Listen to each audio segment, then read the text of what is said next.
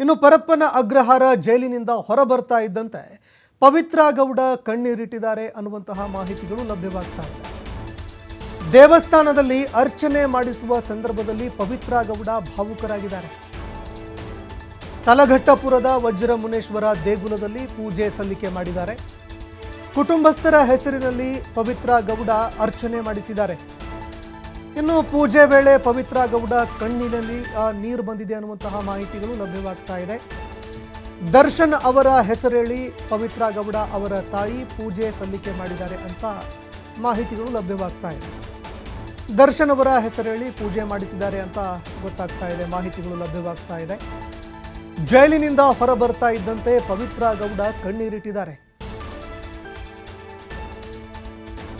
ಇನ್ನು ದೇವಸ್ಥಾನದಲ್ಲಿ ಅರ್ಚನೆ ಮಾಡಿಸುವಂತಹ ಸಂದರ್ಭದಲ್ಲಿ ಪವಿತ್ರ ಗೌಡ ಭಾವುಕರಾಗಿ ಕಣ್ಣೀರಿಟ್ಟರು.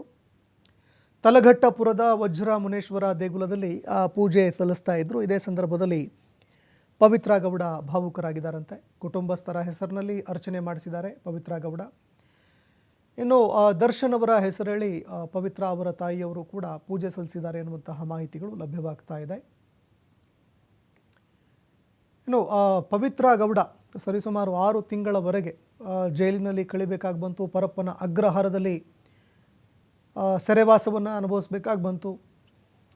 ರೇಣುಕಾಸ್ವಾಮಿ ಕೊಲೆ ಪ್ರಕರಣಕ್ಕೆ ಸಂಬಂಧಪಟ್ಟಂತೆ ಸಾಕಷ್ಟು ಇಡೀ ರಾಜ್ಯದಾದ್ಯಂತ ತೀವ್ರ ಚರ್ಚೆಗೆ, ಟೀಕೆ ಟಿಪ್ಪಣಿಗಳಿಗೂ ಕೂಡ ಅವರು ಗುರಿಯಾಗಬೇಕಾಗಿ ಬಂತು.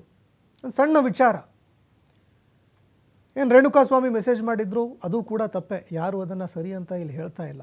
ಆದರೆ ಆ ವಿಚಾರಕ್ಕೆ ಸಂಬಂಧಪಟ್ಟಂತೆ ಪೊಲೀಸರಿಗೆ ಒಂದು ಸಣ್ಣ ಮಾಹಿತಿ ಕೊಟ್ಟಿದ್ದೇ ಆದರೆ ರೇಣುಕಾಸ್ವಾಮಿ ಅದಕ್ಕೆ ಏನು ಅನುಭವಿಸ್ತಾ ಇದ್ದ ಆತನಿಗೆ ಶಿಕ್ಷೆ ಆಗ್ತಾ ಇತ್ತು. ಆದರೆ ಒಂದು ಸಣ್ಣ ವಿಚಾರ ಏನಿತ್ತು, ಅದಕ್ಕೆ ಸಂಬಂಧಪಟ್ಟಂತೆ ಒಂದು ಫೇಕ್ ಅಕೌಂಟ್ ಕ್ರಿಯೇಟ್ ಮಾಡಿ ಅವರನ್ನು ಕರೆಸ್ಕೊಂಡು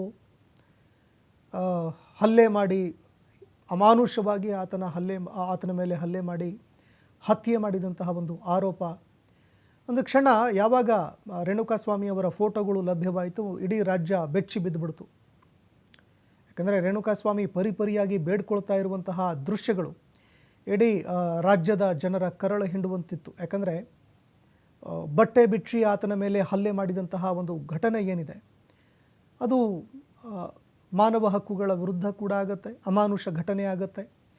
ಹೀಗಾಗಿ ಈ ಪ್ರಕರಣಕ್ಕೆ ಬಹಳಷ್ಟು ತೀವ್ರವಾದಂತಹ ಒಂದು ಆಕ್ರೋಶ ಕೂಡ ವ್ಯಕ್ತವಾಯಿತು, ಟೀಕೆಗೂ ಕೂಡ ಗುರಿಯಾಯಿತು. ಮತ್ತೊಂದೆಡೆ ರೇಣುಕಾಸ್ವಾಮಿ ಏನು ಮಾಡಿದ್ದು ಸರಿನಾ ಅನ್ನುವಂತಹ ಒಂದು ಮಾತು ಕೂಡ ಕೇಳಿಬಂತು.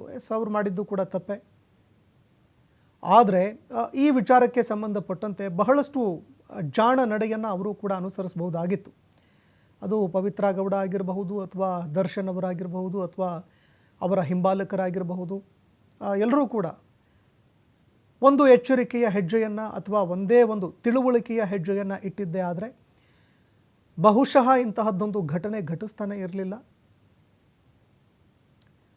ಆದರೆ ಈ ವಿಚಾರಕ್ಕೆ ಸಂಬಂಧಪಟ್ಟಂತೆ ದುಡುಕಿನ ನಿರ್ಧಾರ, ಈವರೆಗೆ ಆದಂತಹ ಬೆಳವಣಿಗೆಗಳೇನಿದೆ, ಜೈಲು ಪಾಲಾಗಿ ಕೇವಲ ರಾಜ್ಯ ಮಾತ್ರವಲ್ಲ ರಾಷ್ಟ್ರ ಮಟ್ಟದಲ್ಲೂ ಕೂಡ ತಲೆ ತಗ್ಗಿಸುವಂತಾಗಿದ್ದು, ಇದೆಲ್ಲವೂ ಕೂಡ ಒಂದು ದುಡುಕಿನ ನಿರ್ಧಾರದಿಂದ ಅಂತ ಹೇಳಿದರೂ ಕೂಡ ತಪ್ಪಾಗೋದಿಲ್ಲ. ಅದರಲ್ಲೂ ಆ ಎಲೆಕ್ಟ್ರಿಕ್ ಶಾಕ್ ಮಷಿನ್ಸು ಮತ್ತೊಂದು ಮಗದೊಂದು ಆ ಟಾರ್ಚರ್ ಕೊಟ್ಟಿರುವಂತಹ ರೀತಿ, ಚಾರ್ಜ್ ಶೀಟ್ನಲ್ಲಿ ಉಲ್ಲೇಖ ಆಗಿರುವಂತಹ ಅಂಶಗಳು, ಇದನ್ನೆಲ್ಲ ನೋಡ್ತಾ ಹೋದಾಗ ತುಂಬ ಕಠೋರವಾಗಿ ಆತನ ಮೇಲೆ ಹಲ್ಲೆ ಮಾಡಿ ಹತ್ಯೆಯಾಗಿದೆ ಅನ್ನುವಂತಹ ಮಾತುಗಳು ಕೂಡ ಕೇಳಿಬರ್ತಾ ಇತ್ತು. ಎಲ್ಲ ಸಂಘರ್ಷಗಳ ನಡುವೆ ಜೈಲು ಕೂಡ ಪಾಲಾದರು. ಜೈಲಿಗೆ ಸೇರಿದ ಬಳಿಕ 6 ತಿಂಗಳವರೆಗೆ ಸೆರೆವಾಸ ಅನುಭವಿಸಬೇಕಾಗಿ ಬಂತು.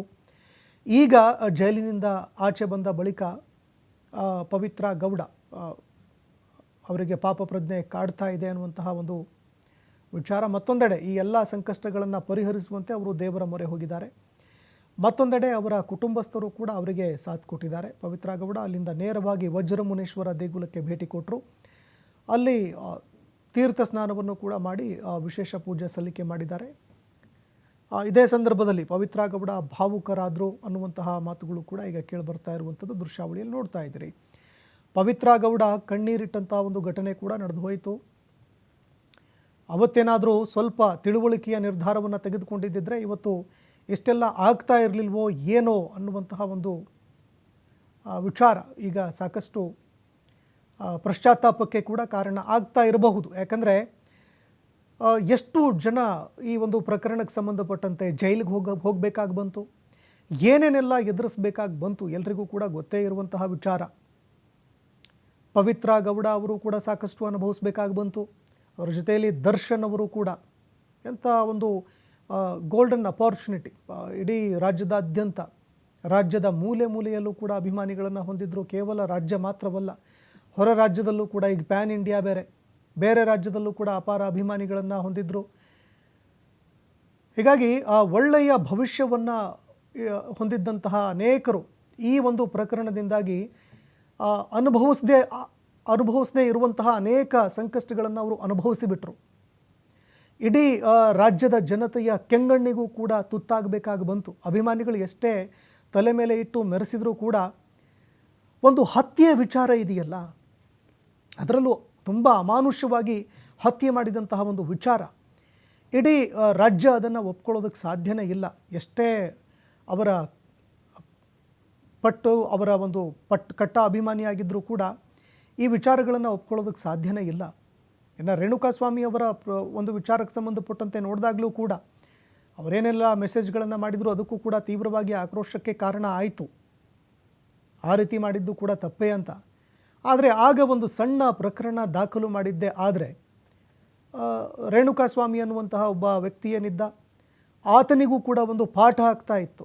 ಅದು ಸಮಾಜಕ್ಕೂ ಕೂಡ ಕೊಡುವಂತಹ ಒಂದು ಸಂದೇಶವೂ ಕೂಡ ಆಗಬಹುದಾಗಿತ್ತು. ಈ ರೀತಿ ಯಾರು ಮಾಡ್ತಾರೆ ಅಂಥವರ ವಿರುದ್ಧ ಯಾವುದೇ ಅಂಜಿಲ್ಲದೆ ಅಳುಕಿಲ್ಲದೆ ಕಾನೂನು ಸಮರಕ್ಕೆ, ಕಾನೂನು ಹೋರಾಟಕ್ಕೆ ನೀವು ಮುಂದಾಗಿ ಅಂಥವ್ರಿಗೆ ಪಾಠ ಆಗಲಿ ಅಂತ ಒಂದು ಮೆಸೇಜ್ ಕೂಡ ಕೊಡಬಹುದಾಗಿತ್ತು. ಯಾಕಂದರೆ ಅನೇಕ ಮಹಿಳೆಯರು ಇವತ್ತು ಈ ರೀತಿಯಾದಂತಹ ಒಂದು ಅಶ್ಲೀಲ ಮೆಸೇಜ್ಗಳಿಗೆ, ಮತ್ತೊಂದಕ್ಕೆ ಮಗದೊಂದಕ್ಕೆ ಕಿರುಕುಳಕ್ಕೆ ಒಳಗಾಗ್ತಾನೆ ಇರ್ತಾರೆ. ಅವರೆಲ್ಲರಿಗೂ ಕೂಡ ತಾನು ಒಂದು ಸಂದೇಶವನ್ನು ಕೂಡ ಕೊಡಬಹುದಾಗಿತ್ತು. ಇಲ್ಲ, ಇಂಥದ್ದಕ್ಕೆಲ್ಲ ಹೆದರಬೇಡಿ, ಬೆದರಬೇಡಿ, ಇಂಥದ್ದಕ್ಕೆಲ್ಲ ನೀವು ಕಾನೂನಿನ ಮೂಲಕವಾಗಿ ಉತ್ತರ ಕೊಡಿ, ಎಲ್ಲವನ್ನು ಎದುರಿಸೋದಕ್ಕೆ ಸಿದ್ಧರಾಗಿ ಅಂತ ಒಂದು ಮೆಸೇಜ್ ಕೂಡ ಪಾಸ್ ಆಗ್ತಾ ಇತ್ತು. ಆದರೆ ಈ ಒಂದು ವಿಚಾರಕ್ಕೆ ಸಂಬಂಧಪಟ್ಟಂತೆ ದರ್ಶನ್ ಅವರ ಗಮನಕ್ಕೂ ಕೂಡ ವಿಚಾರ ಹೋಗುತ್ತೆ. ಅದಾದ ನಂತರ ನಡೆದಂತಹ ಒಂದು ಘಟನೆ ಇವತ್ತು ಸಾಕಷ್ಟು ಟೀಕೆ ಟಿಪ್ಪಣಿಗಳಿಗೆ, ಆಕ್ರೋಶಕ್ಕೂ ಕೂಡ ಗುರಿಯಾಯಿತು. ಇನ್ನು ಯಾವಾಗ ದರ್ಶನ್ ಅವರು ಕೂಡ ಈ ಒಂದು ಹತ್ಯೆ ಪ್ರಕರಣದಲ್ಲಿ ಭಾಗಿಯಾಗಿದ್ದಾರೆ ಅಂತ ಗೊತ್ತಾಯಿತು, ಅವರ ಅಭಿಮಾನಿ ವಲಯ ಏನಿದೆ ಒಂದು ರೀತಿ ಆಘಾತಕ್ಕೆ ಒಳಗಾಯಿತು ಅಂತ ಹೇಳಿದರೂ ಕೂಡ ತಪ್ಪಾಗೋದಿಲ್ಲ. ದರ್ಶನ್ ಅವರು ಕೂಡ ಸಾಕಷ್ಟು ಅನುಭವಿಸಿದರು. ಒಂದೊಂದು ಪರಿಕರಗಳಿಗೂ ಕೂಡ ಅವರು ಪರಿತಪಿಸುವಂತಹ ಪರಿಸ್ಥಿತಿ ಜೈಲಲ್ಲಿ ಅವರಿಗೆ ಎದುರಾಯಿತು.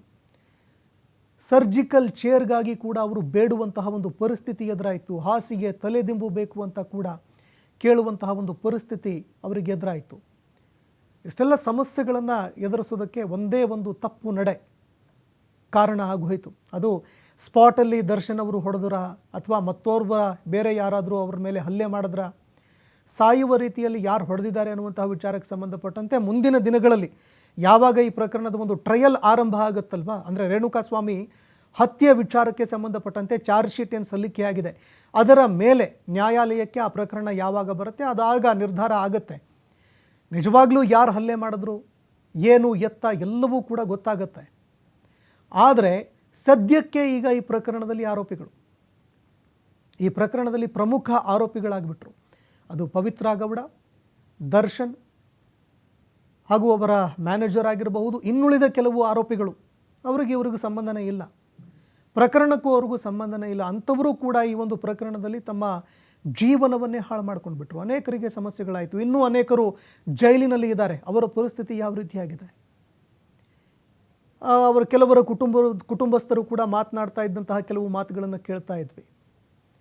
ನಮಗೆ ಜೈಲಿಗೆ ಹೋಗಿ ಭೇಟಿಯಾಗೋದಕ್ಕೂ ಕೂಡ ದುಡ್ಡಿಲ್ಲ, ಏನು ಪ್ರೊಸೀಜರ್ಸ್ ಇದೆಯೋ ಅದು ಕೂಡ ಗೊತ್ತಿಲ್ಲ, ಯಾವಾಗ ಹೋಗಿ ಭೇಟಿ ಆಗಬೇಕು ಟೈಮು ಗೊತ್ತಿಲ್ಲ. ಈಗ ಬೇಲ್ ವಿಚಾರಕ್ಕೆ ಸಂಬಂಧಪಟ್ಟಂತೆ ನೋಡಿದಾಗಲೂ ಕೂಡ ಸರಿಸುಮಾರು ಒಂದು ವಾರದ ಬಳಿಕ, 10 ದಿನಗಳ ಬಳಿಕ ಬಿಡುಗಡೆ ಆಗಿದ್ದರು ಕೆಲವು ಆರೋಪಿಗಳು. ಅದಕ್ಕೆ ಕಾರಣವೂ ಇತ್ತು. ಅವರ ಆರ್ಥಿಕ ಸ್ಥಿತಿಗತಿ, ಅವರ ಕುಟುಂಬಸ್ಥರ ಆರ್ಥಿಕ ಸ್ಥಿತಿಗತಿಗಳು, ವಕೀಲರಿಗೆ ಫೀಸ್ ಕೊಡೋದಕ್ಕಾಗದಂತಹ ಒಂದು ಪರಿಸ್ಥಿತಿ. ಇಂತಹ ಪರಿಸ್ಥಿತಿಯಲ್ಲಿ ಕೆಲವು ಷರತ್ತುಗಳನ್ನು, ಏನು ಸಣ್ಣ ಪುಟ್ಟ ಷರತ್ತುಗಳನ್ನು ವಿಧಿಸಲಾಗಿತ್ತು ಬೇರೆ ಆರೋಪಿಗಳಿಗೆ, ಅದನ್ನು ಫುಲ್ಫಿಲ್ಮೆಂಟ್ ಮಾಡೋದಕ್ಕೂ ಕೂಡ ಆಗಿರಲಿಲ್ಲ. ಇನ್ನೂ ಕೆಲವು ಆರೋಪಿಗಳಿದ್ದಾರೆ ಇನ್ನೂ ಜೈಲಿನಲ್ಲಿ. ಅವರ ಬಿಡುಗಡೆ ಯಾವಾಗ ಆಗುತ್ತೋ ಅದು ಕೂಡ ಗೊತ್ತಿಲ್ಲ. ಯಾಕಂದರೆ ನಮಗೆ ವಕೀಲರಿಗೆ ಕೊಡೋದಕ್ಕೆ ಫೀಸೇ ಇಲ್ಲ, ದುಡ್ಡಿಲ್ಲ ನಮ್ಮ ಹತ್ರ ಅಂತ ಅವರ ಕುಟುಂಬಸ್ಥರು ಹೇಳ್ತಾ ಇದ್ದಾರೆ. ಎಷ್ಟು ದಿನ ಜೈಲಲ್ಲಿ ಇರ್ತಾರೋ ಇರಲಿ, ಜೈಲಿನಲ್ಲಿ ಅವರೇನು ಮಾಡಿದ್ದಾರೆ, ತಪ್ಪು ಮಾಡಿದ್ದಾರೆ, ಅದಕ್ಕೆ ಸಂಬಂಧಪಟ್ಟಂತೆ ಅವರು ಶಿಕ್ಷೆ ಅನುಭವಿಸಿ ಬರಲಿ ಅಂತ ಕೆಲವು ಕುಟುಂಬಸ್ಥರು ಹೇಳ್ತಾ ಇದ್ದಾರೆ. ಈ ನಡುವೆ ಪ್ರಮುಖ ಆರೋಪಿಗಳು ಯಾರಿದ್ರು ಅವರೆಲ್ಲರೂ ಕೂಡ ಈಗ ಬಿಡುಗಡೆ ಹೊಂದಿದ್ರು. ಬಿಡುಗಡೆಯಾದ ಬಳಿಕ ಈಗ ದೇವರ ಮೊರೆ ಕೂಡ ಹೋಗಿದ್ದಾರೆ ಪವಿತ್ರ ಗೌಡ. ಬರಬೇಕಾದ್ರೆ ನಗು ನಗುತ್ತಲೇ ಆಚೆ ಬಂದರು. ಆದರೆ ದೇವಸ್ಥಾನಕ್ಕೆ ಹೋಗ್ತಾ ಇದ್ದಂತೆ ಕುಟುಂಬದ ಪರಿಸ್ಥಿತಿ, ಕುಟುಂಬಸ್ಥರು ಎದುರಿಸಿದಂತಹ ಪರಿಸ್ಥಿತಿಗಳು ಇದೆಲ್ಲವೂ ಕೂಡ ಪವಿತ್ರ ಗೌಡ ಕಣ್ಣೀರಿಡೋದಕ್ಕೆ ಕಾರಣ ಆಗೋಯಿತು. ಪವಿತ್ರ ಗೌಡ ಅವರು ಕಣ್ಣೀರಿಟ್ಬಿಟ್ರು. ಇನ್ನು ಪವಿತ್ರ ಗೌಡ ಕಣ್ಣೀರಿಟ್ಟಂತಹ ದೃಶ್ಯಾವಳಿಗಳನ್ನು ಕೂಡ ನೀವು ನೋಡ್ತಾ ಇದ್ರಿ. ಆ ಮಂದಹಾಸ, ಆ ನಗು ಎಲ್ಲವೂ ಕೂಡ ಹಾರೋಯಿತು. ದೇವಸ್ಥಾನದಲ್ಲಿ ವಿಶೇಷ ಪೂಜೆಯಲ್ಲಿ ತಮ್ಮ ಕುಟುಂಬಸ್ಥರ ಜೊತೆಗೆ ಭಾಗಿಯಾದರು. ಆ ವಿಶೇಷ ಪೂಜೆಗಳನ್ನು ಅಲ್ಲಿ ಸಲ್ಲಿಕೆ ಮಾಡಿದ ಬಳಿಕ ತೀರ್ಥ ಸ್ನಾನವನ್ನು ಕೂಡ ಮಾಡಿದ್ರು.